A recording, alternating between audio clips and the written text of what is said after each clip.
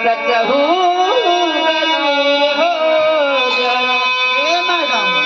तोहरा सुराई पे लोग कि कब तक टिकोरा बन के इन पत्तों में छुपोगी? आए हाय राजा, अब तक याद ना रहा, याद आएगी। हे मैडम, कब तक टिकोरा बन के इन पत्तों में छिपोगी? एक दिन तुम आम बन के सूबेदार के बाजारों में बिकोगी। जी कह रहा है खुशियों का जमाना, क्या जाने हर गम का जवाब। अरे हमार फूल हो देबू अपने गाठे लग। और हर फूल से मोहब्बत मत करना, हर फूल गुलाब नहीं होता। ठीक है, लेकिन हमार फूल हो देबू गाठे में काटे लग। अच्छा तो बिल्कुल पूर करा फलानी खड़ी हो गई कि कब तक टिकोरा बन के इन पत्तों में छिपोगी? हाँ। एक दिन तुम आम बन के बाजारों में बिकोगी। हाँ। आएगा कोई कुजड़ा तुमको खरीद लेगा। हाँ। सब रस को चूस लेगा, फिर गुठली को फेंक देगा। ए परदेसी, कहना है कि आलू है भिंडी है तो किसी परवर से नम नहीं।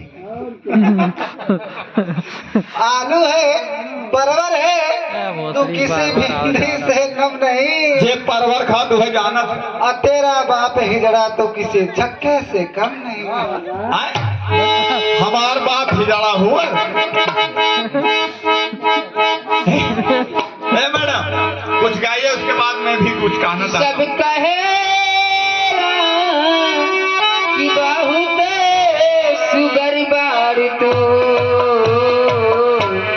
जिया भैया जिया। शुगर बहनी कुल ना काम शुगर सुगर बार तो ना कहे कि बहुत सुगर बार तो लहगे नकाशी उमरिया में सोना, लहगे नकाशी उमरिया में।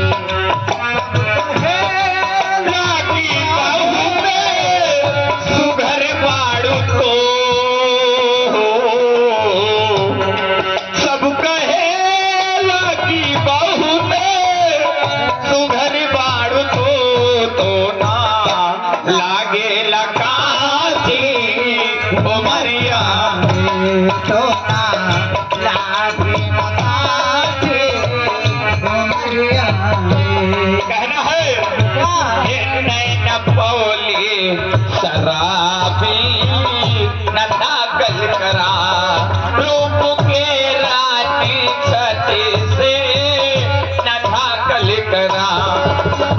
बहुलो शराबी लगा गइलबा, रूप के ऐसे रानी लगा गइलबा। नैन पवलो सरहदी न तहकल करा, रूप के रानी छठी से न झाकल करा। ये न झाकेल अधेरियों में अधेर हो जाला, अंधेरियों में ये न झाकेल अधेरियों में अधेर हो जाला।